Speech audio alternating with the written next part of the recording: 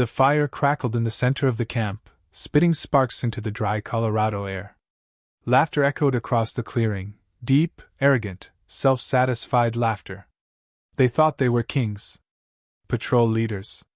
Older scouts. The ones who ran things. But they didn't know what was coming. Because tonight, the same kids they mocked were about to serve them a campfire they'd never forget. They'd roll their cigarettes, act tough, puff out their chests. And for once, they'd be smoking something truly unforgettable. Not tobacco. Not herbs. Something a little more natural.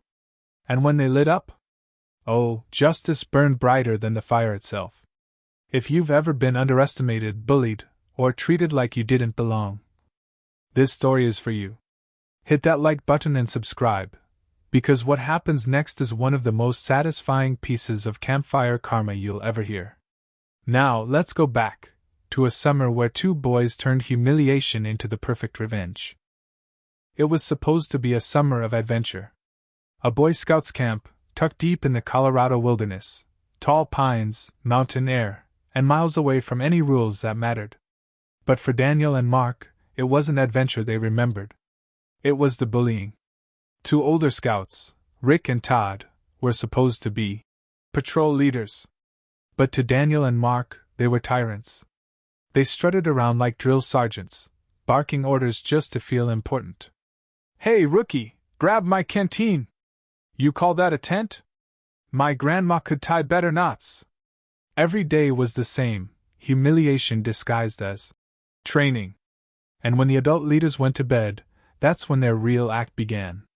They'd pull out a pouch of tobacco, roll their own cigarettes, and sit around the campfire, acting like outlaws in the wild. They thought it made them look tough, cool, rebellious. Daniel and Mark would watch from their tent, teeth clenched. Because every puff of smoke felt like a reminder, we're in charge, and you're nothing. The bullying didn't stop with orders. It became routine. Rick made Daniel carry his backpack on hikes. Todd accidentally dumped Mark's water bottle in the dirt.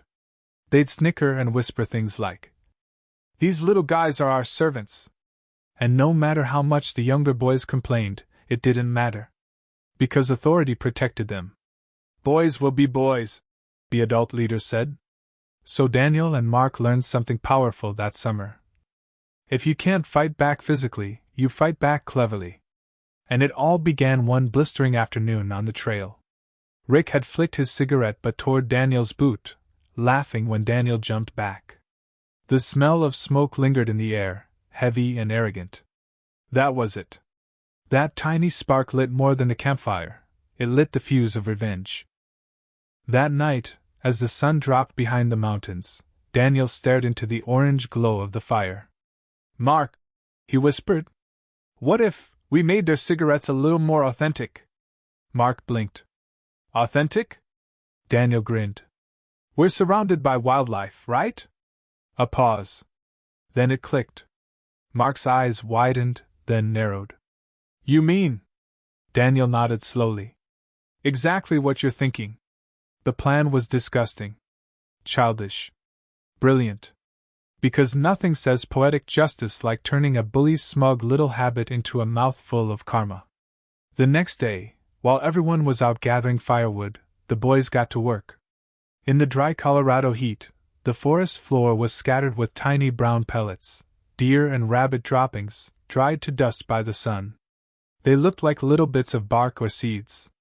Crumbly, harmless, and, crucially, tobacco-colored. Mark grabbed a stick, poking at a cluster. "Dude, this is disgusting." Daniel smirked. "So was making me carry his pack."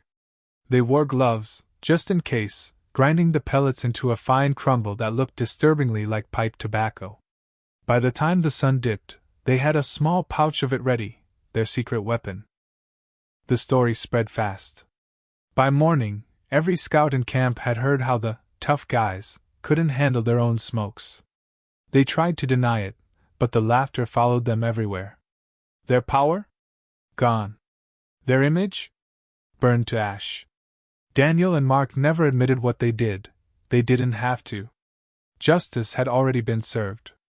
Years later, Whenever Daniel thinks about that summer, he doesn't remember the bullying.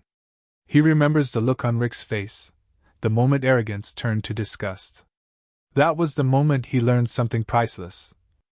Sometimes the best revenge doesn't come with anger or violence. It comes with cleverness, and a pinch of karma. If this story made you smile, hit that like button and drop a comment. Speech balloon. What's the most creative revenge you've ever seen? And don't forget to subscribe for more stories where karma shows up in the most unexpected and satisfying ways. Because remember, bullies might think they're untouchable. But when karma comes calling, she always brings the real smoke.